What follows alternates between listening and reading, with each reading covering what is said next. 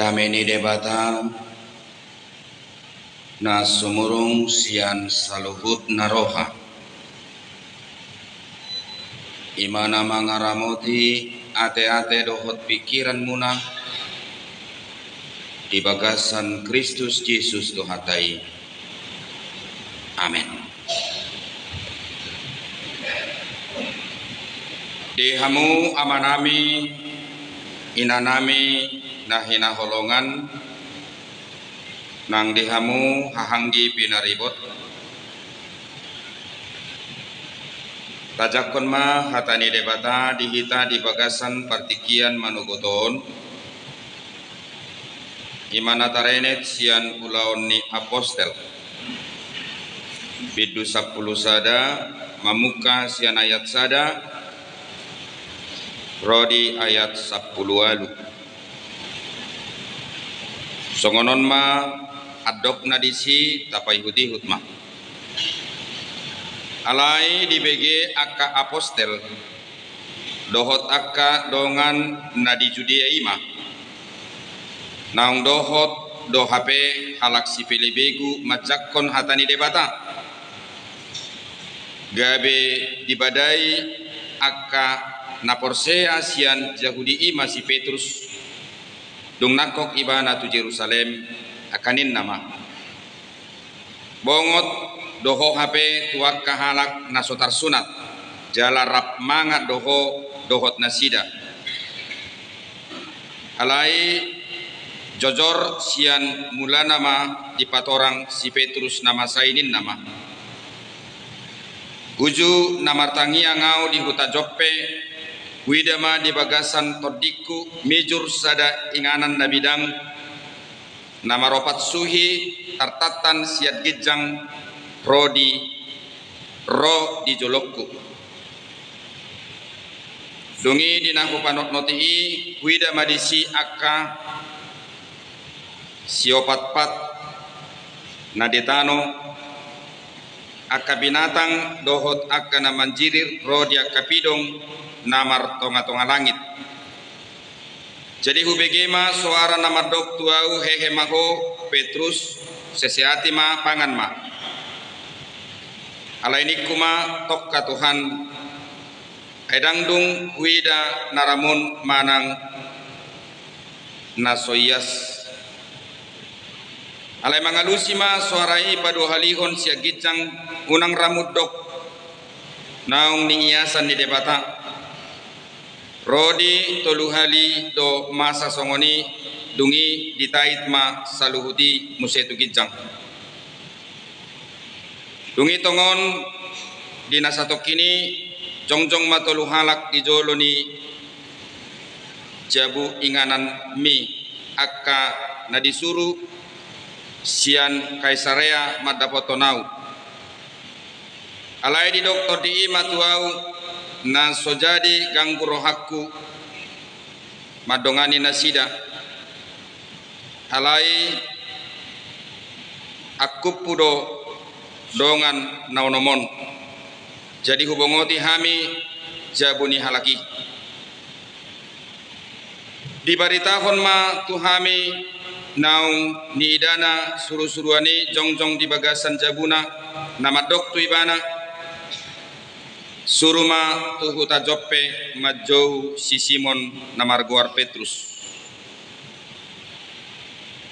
hata hono ni ido tuho hata na tau haluaon paluahon ho rodi sadok isini jabum alai mamukka dope au marjamita disi gabe songgop ma todi porbadia tunasida songon natuhita dimulanai disima kuingot hatani Tuhani nama dok aek do didihonon si Johannes aleto di porbadia do didihonon Tuhamu atong tung margogoma au mengabat debata anggodos do HP silua nabi nasabasahon di debata tunasida songon natuhita akanaung gabe porsea di Tuhan Yesus Kristus Dung dibegena sida hatai hohobema gabe dipuji madebata akanin nama asadohot do hape tuhalak si pelebegu dilehot debata hamubau niroha asa mangulu ima yanggo sahatna orasma dihamu amanginang tidak perlu engkau memberitakan ke seluruh dunia bagaimana engkau mencintai Tuhan.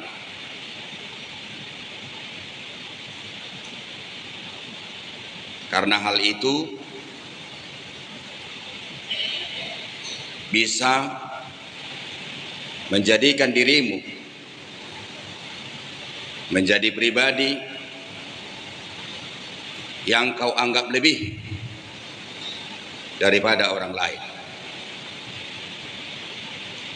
Kau menganggap dirimu lebih kudus, kau menganggap dirimu lebih benar, kau menganggap dirimu lebih hebat, dan hanya kamulah yang layak menerima berkat dan anugerah yang disediakan Tuhan bagi orang-orang yang percaya terhadap dirinya.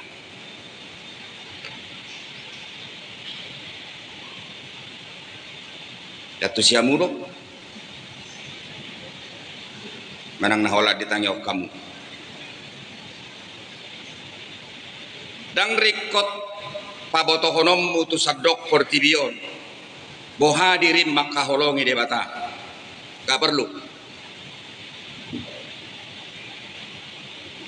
Karena ketika engkau bercerita luar biasa tentang dirimu, bagaimana engkau mengasihi Tuhanmu, maka engkau akan membentuk nilai tersendiri terhadap dirimu dan kau berbeda dengan orang lain.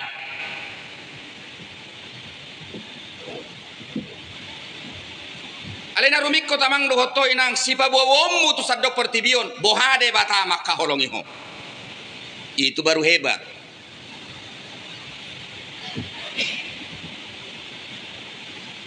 Jadi bagaimana Tuhan mengasihi kita dalam hidup kita atas segala kelemahan dan ketidakmampuan kita, kebobrokan kita, ketidaklayakan kita di mata Tuhan. Itu yang harus kita beritakan kepada orang lain. Maka semuanya akan semakin percaya. Tetapi kalau kita bercerita bagaimana kita mengasihi Tuhan, persembahan yang banyak kita kasih, bagaimana proses keterlibatan kita di dalam kegiatan sosial di gereja, di masyarakat, atau di tempat lain, gak perlu. Jamang doho tamu inang holani beta buah mulak na saya. Udah siap, gak usah diterangkan lagi. Mulai meta? Kan sudah cukup. Udah kita temukan intinya. Bapak Ibu saudara-saudara, setelah saya menganalisa dalam bahasa aslinya, kata ibadah itu ada 3 jenis. Walaupun sebenarnya kata ibadah itu diterjemahkan dalam bahasa Indonesia tetap ibadah. Contoh, kalau kita buka Rom 12 ayat 12, di situ ada kata ibadah, itu memakai kata aslinya atau bahasa Yunaninya adalah latreia. Jadi ternyata kata latreia itu adalah berhubungan atau berkaitan dengan kata liturgi atau liturgia. Ternyata ada orang hanya beribadah dan dia hanya masuk kepada bagian daripada ibadah itu sendiri. Dan itu juga perlu. Alai nakpe perlui dangi situ huni ibadah. Jadi saudara sekarang yang hadir ini, maaf, hanya terlibat dalam proses ibadah ini ada.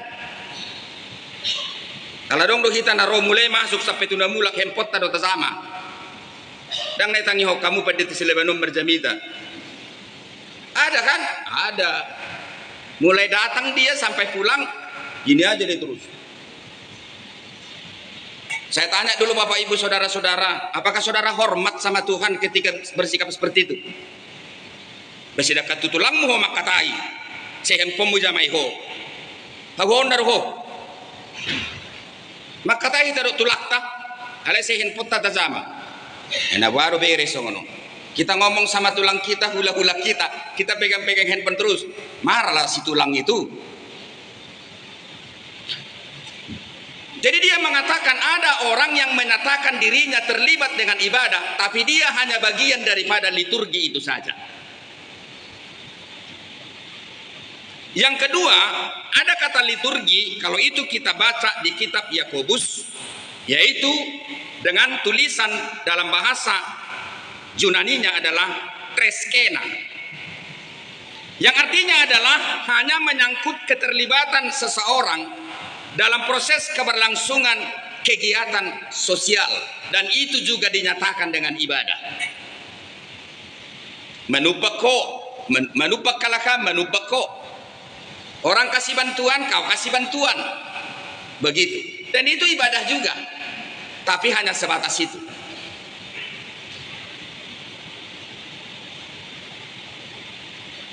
Yang ketiga, ada juga kata ibadah dalam bahasa Yunani, dan ini disebut dengan eusebeia. Jadi eusebeia ini adalah diterjemahkan dalam bahasa Inggris God lines atau Christ like atau Christ image. Eusebeia, God lines, Christ like, Christ image, yang artinya adalah mengejar keserupaan kita dengan Kristus Yesus. Idona taula satikosna. Itu yang kita kerjakan. Ketika kita beribadah Bapak Ibu saudara-saudara, sebenarnya tujuan kita adalah bagaimana kita mengejar keserupaan kita dengan Yesus Kristus. Dan itu harus dilakukan setiap hari. Itu artinya ketika ibadah saudara ditutup, di pasu-pasu jalan diramoti Tuhan debata maho, Tuhan memberkati engkau dan melindungi engkau. Setelah kita pulang, justru ibadah itu kita buka kembali, dan ibadah itu kita lanjutkan di dalam proses keberlangsungan kehidupan keseharian kita, dan ibadah kita itu menjadi gaya hidup. Dan setelah ibadah itu menjadi gaya hidup, lalu kita memperhatikan bagaimana pergerakan Tuhan berlangsung atas kehidupan kita masing-masing. Baru mantap.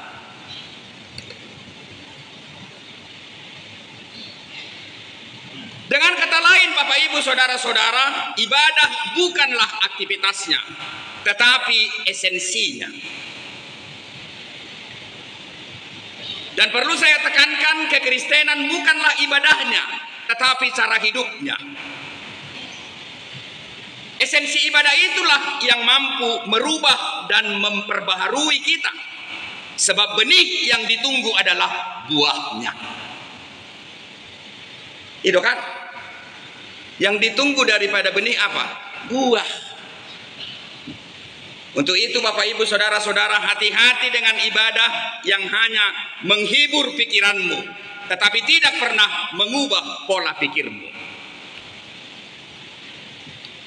Tabu jami tani pendeta silaban ibah. Wah, kalau namek kelibay bahay din na. Itu sama mulau.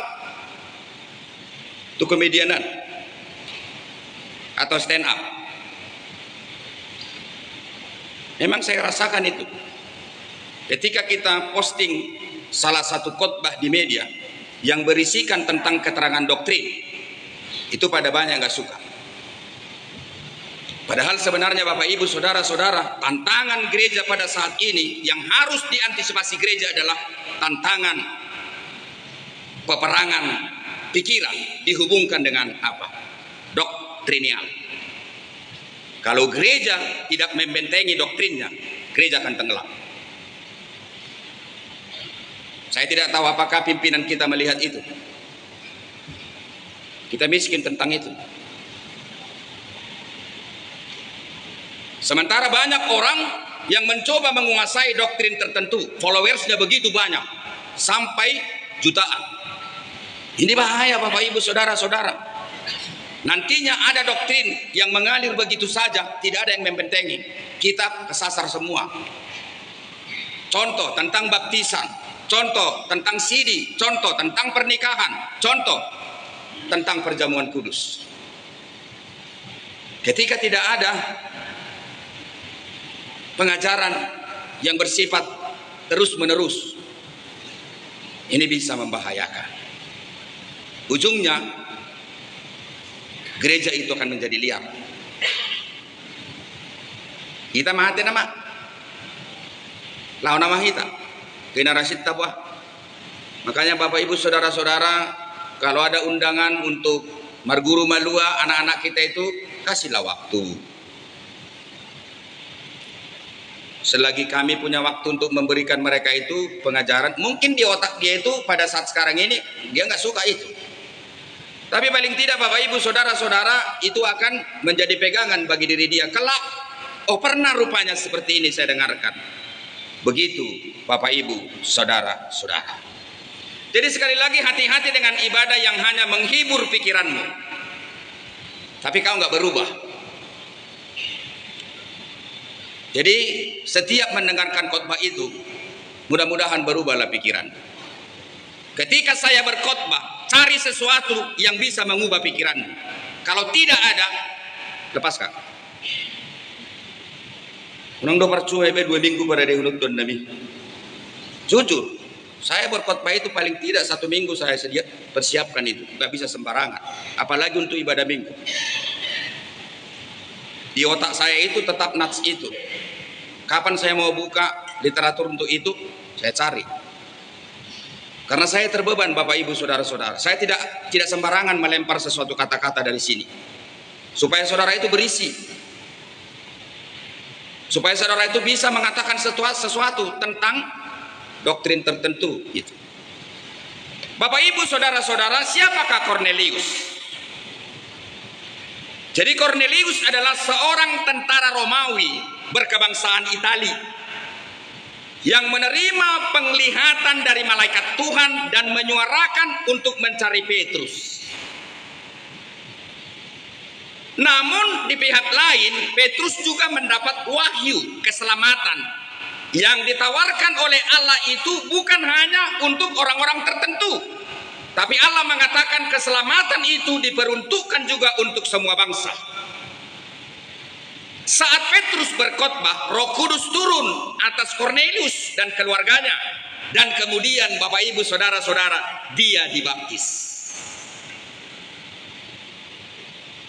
Cornelius hidup di bawah sistem kepercayaan politis Romawi yang mengharuskan dirinya loyal kepada kaisar, di mana ketika dia mengakui Yesus sebagai Tuhan adalah dianggap sebagai penghinaan terhadap Roma, karena kekaisaran Roma dianggap sebagai dewa. Dan sebagai seorang bukan Yahudi, jika ia menerima ajaran seorang Mesias, dia bisa menjadi pribadi yang dikucilkan oleh rekan-rekan militernya.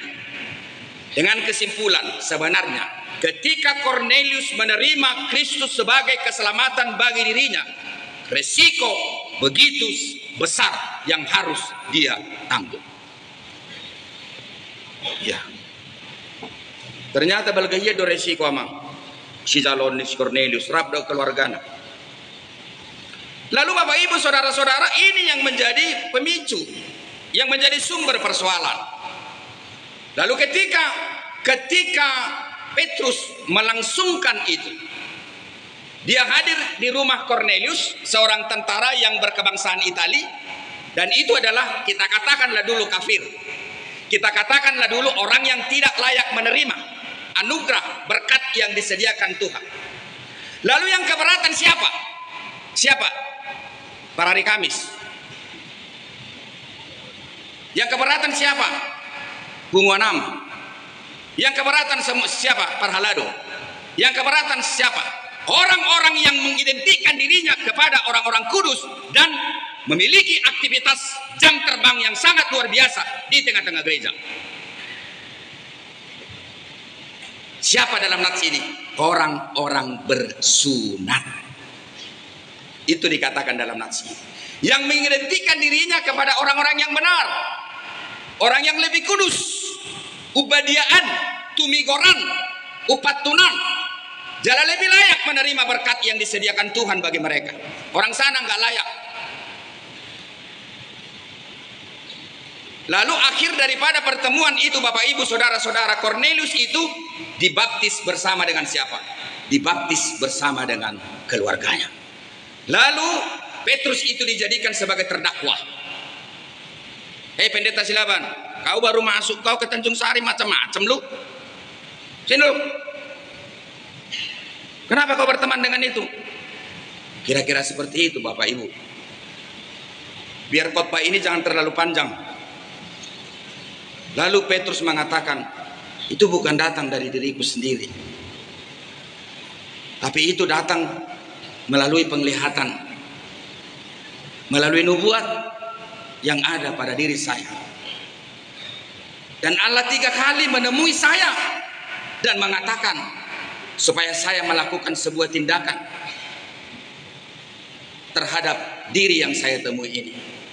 Andaikan juga Kornelius ditanya, itu bukan kehendak saya.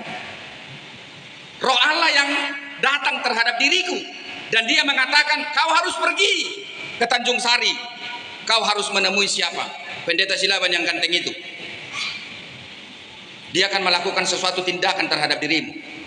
Begitu Bapak Ibu Saudara-saudara. Kemudian nats itu diakhiri.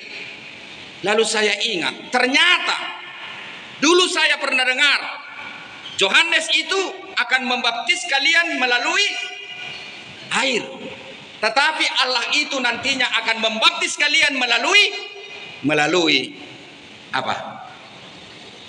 Roh Kudus. Bicakwingon. Kesimpulan sian natson setabi una pakai utuh-utuhmu mengalapati pendidio.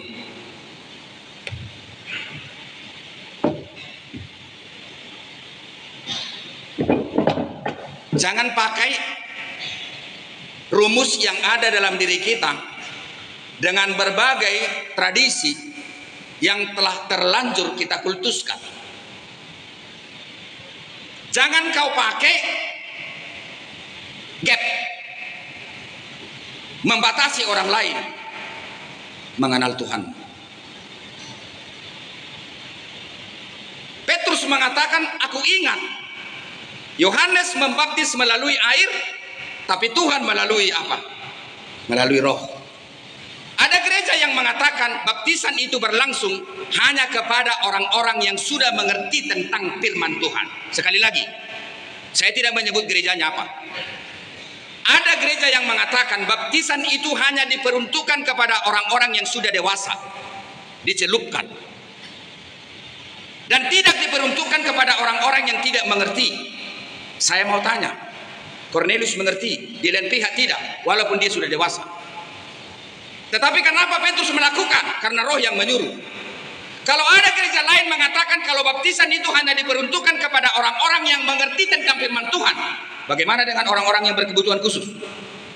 Apakah itu juga dibaptis mereka? Nah idiot, satabi, tahu tentang firman Tuhan? Anda tahu? Terbuka pikiran kita, terbuka. Jeunang ulu hamui gusok-gusok pun. Ada jemaat HKBP sampai 10 kali dibaptis, entah kurang mandi dia, saya nggak tahu.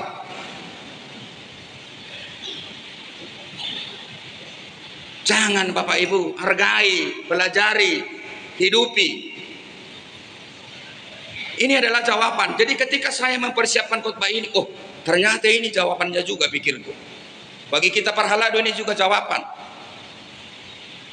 Dan ulau kununi. Kalau kau marah tentang yang saya lakukan itu, bukan. Roh itu yang bekerja atas diri saya. Kemudian itu disimpulkan, Yohanes membaptis melalui air, tapi Kristus itu melalui Roh Kudus. Ada peralihan, ada perubahan Bapak Ibu Saudara-saudara. Jadi Petrus melakukan itu terhadap Cornelius bukan semata-mata penilaian atas kemanusiaan, enggak. Tapi itu adalah kedaulatan siapa? Kedaulatan Roh yang bekerja atas diri siapa? Atas diri Cornelius dan juga atas diri daripada Petrus. Jadi kalau ada gereja yang mengatakan dibaptis setelah tahu tentang firman Tuhan, lalu orang yang idiot maaf, enggak dibaptis. Lalu kalau dia mati bagaimana? Gak pikiran mulu kawat ya.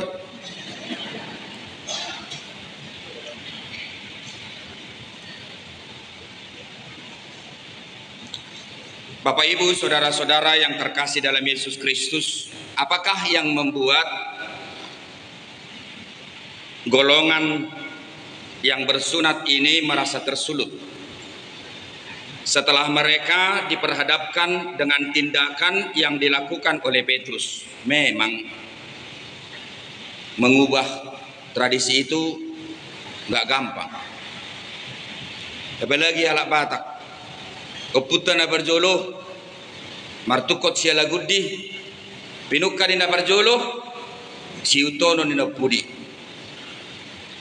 Agak susah memang Bapak Ibu. Dan terkadang bisa juga kita toleransi. Bayangkan Bapak Ibu, saudara-saudara, ketika umat ini dipilih Allah sebagai bangsa pilihannya. Memang secara tidak langsung, tapi bisa kita memberikan kesimpulan bahwa sepertinya roh daripada keselamatan yang ditawarkan oleh Allah itu atas pemilihannya terhadap Israel itu sepertinya mutlak, wewenang itu diberikan kepada orang Israel. Ini yang membuat mereka sombong. Ini yang membuat mereka sehingga menjadi bangsa yang berpikir individualis. Ini yang membuat mereka menjadi bangsa yang berpikir catat partikularistik, di mana mereka menganggap hanya kami yang menjadi pemilik daripada anugerah itu, orang lain tidak. Kalian gak ikut orang Batak, yang ikut siapa? Hanya mereka, Israel. Jadi mereka menganggap Bapak Ibu saudara-saudara, bagaimanapun perilaku mereka sebagai umat pilihan Allah, totong doa jun di debatana sida, Allah itu akan senantiasa mengampuni, mengasihi, dan ternyata iya. Dan ternyata iya. Jadi kalau kita hubungkan nats ini ke epistel, saya terangkan sedikit. Baru lagi umat ini sampai ke tanah Kanaan, dia sudah melanggar. Itu epistel. Kemudian mereka ditawan. Yang menawan siapa? Kanaan, yang menjadi tempat mereka di situ. Kemudian Tuhan mendengar teriakan itu. Lalu dia mengangkat seorang hakim-hakim yang bernama siapa? Deborah Silaban.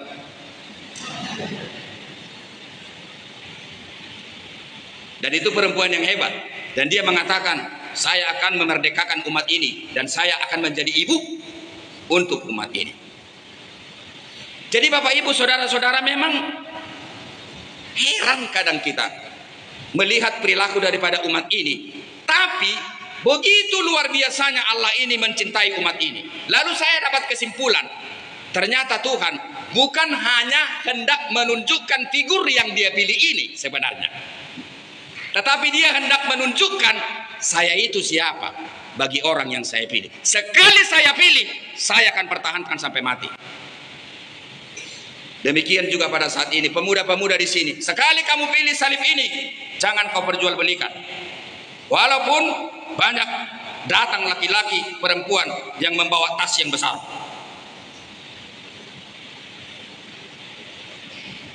Ternyata Allah itu bukan hendak menonjolkan siapa, dan nanang menonjolkan Israeli ibana. Dia hendak menonjolkan kasihku, kepedulianku, macamlah itu.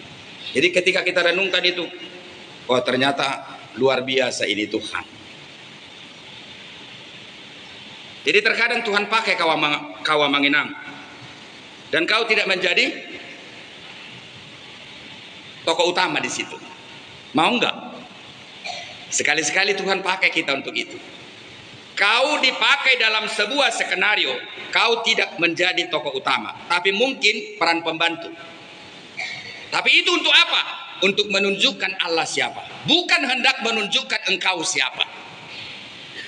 Jadi kalau Tuhan pakai amang dohotoi nang kau di peranan itu, syukurilah. Dan kau harus bangga dengan itu.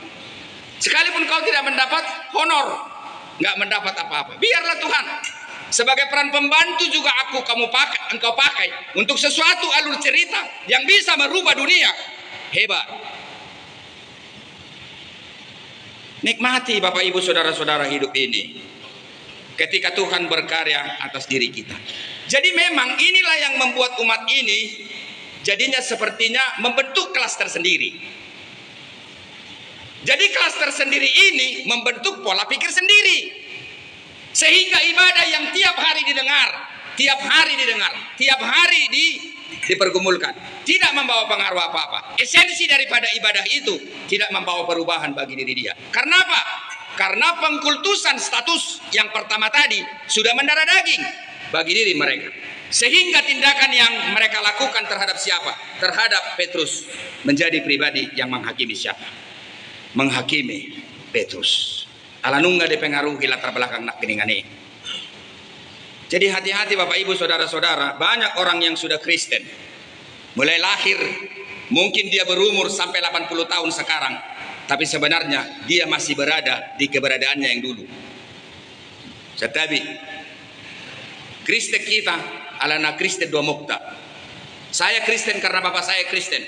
Saya Kristen karena ibu saya Kristen. Saya berumur sekarang 56 tahun, tapi saya belum diperbaharui roh kekristenan itu sendiri. Karena apa? Karena kekristenan saya adalah warisan dan bukan pemuritan. Jadi itu makanya yang belakangan itu mau menjadi terdahulu, parjolo. Na parpudii boy do gabe parjolo, na parjoloi boy gabe. Jadi yang datang belakangan jangan berkecil hati. Yang datang belakangan dan menjadi Kristen jangan berkecil hati. Kau akan bisa menjadi barisan terdepan. Asal ibadahmu itu benar-benar kau hidupi dari segi esensi ibadah itu sendiri. Untuk itu Bapak Ibu Saudara-saudara, marilah kita tetap giat melakukan ibadah kita. Tapi hati-hati dengan segala pernak-pernik ibadah kita. Hati-hati dengan ornamen, hati-hati dengan simbol-simbol kita.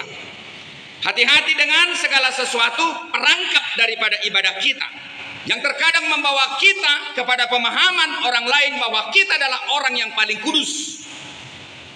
Dan itu kita dengarkan dari orang lain. Lalu kita membentuk nilai tersendiri tentang diri kita. Lalu kita mengubah cara berjalan kita. Ngaropat ditain na. Ulu dopat ditain pasuma-suma padalan na. Allah dipikiri mana dianggap pala ko doa badia sudah bahwa atur mapardalak potong asa songon dalam badia iban dan azul padita sa patang marikati moloro dan kirai patak ko do padita marikat marikat padita inna kasi moloro dan marikat tiba nah wado ada seperti itu. Jadi memang hati-hati, kadang orang lain yang mengklaim kita masuk kepada sesuatu ini. Lalu kita mendengarkan itu, lalu itu menjadi dasar penilaian atas diri kita. Lalu kita bangun nilai tersendiri atas diri kita sendiri. Lalu kita mengubah penampilan kita atas nilai yang dibangun siapa? Dibangun orang lain. Bukan atas nilai yang sebenarnya ada dalam diri kita, mengubah pribadi dan nilai kita sendiri. Yaitu adalah apa? Roh Tuhan. Yang terakhir Bapak Ibu Saudara-saudara, dangadong naboy mga bati na denggan sakap ni debata dopak kita. Nggak ada yang bisa menutup, nggak ada yang bisa mensekat, nggak ada yang bisa menghalangi.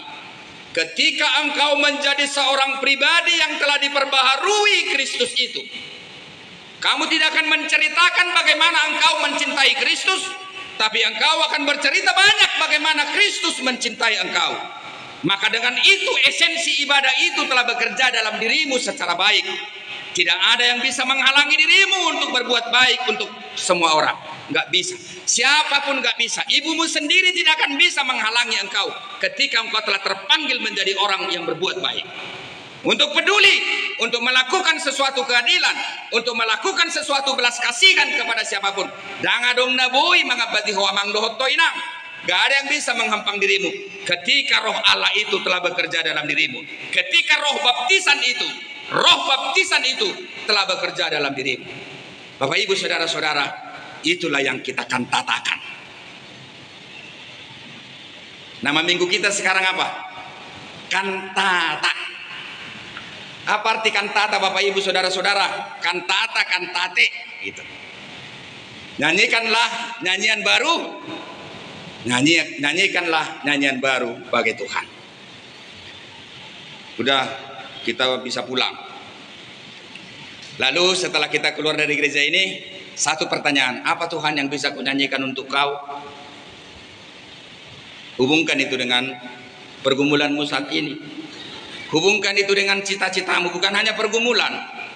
Apa yang kau cita-citakan hari ini dengan anakmu itu, dengan suasana yang begitu ekstra maksimal, engkau sekarang hendak mewujudkan sesuatu. Nyanyian ini belum siap Tuhan, tapi saya yakin tahun 2028 nyanyian ini akan sempurna dengan baik, dan aku akan menyanyikan ini begitu indah di hadapanmu. Walaupun mungkin saya akan tersenyum, tapi juga mungkin akan berderai air mata. Amin. Martang yang maha.